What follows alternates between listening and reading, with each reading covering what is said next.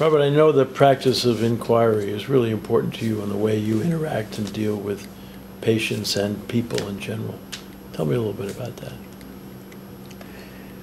Well, the way I'm using inquiry is that we ask ourselves the question on an ongoing basis as to what's most important and what's most essential to me right now, or this day, or during this time period.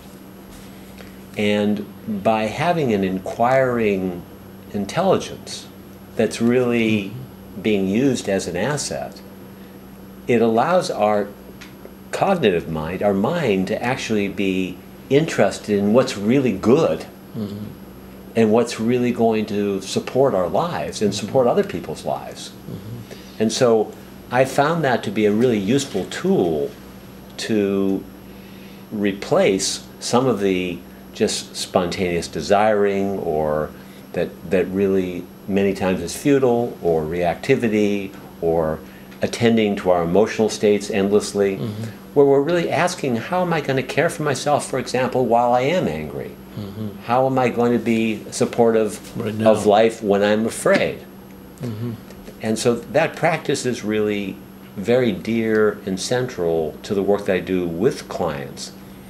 And it seems to also be one of those practices that would be God helps those that help themselves. And I'm wondering how you relate to both what I'm saying about inquiry, or the whole idea that God would help those that help themselves.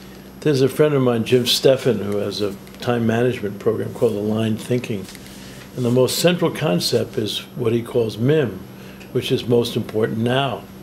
And the question he always says, ask, as you're in the middle of something. Here, I've come up here to LA to be with you, is I am really going to get the most out of this moment if I decided this is the most important now.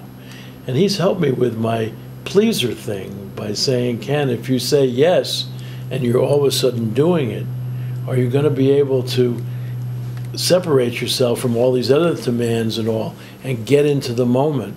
Because it's in the moment that happiness is. And is this your MIM?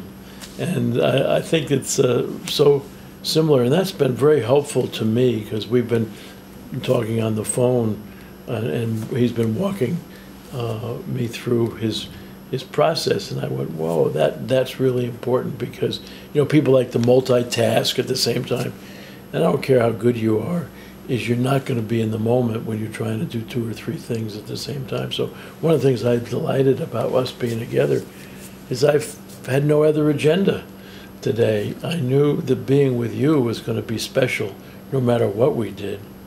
And therefore, how it unfolded, I didn't really care, but I wasn't concerned. I said to Marge, I'll be home, because we're going somewhere tomorrow. But I'm really in my MIM. And I think that sounds like what your inquiry is trying to get people into their MIM. Yes, I think it is too.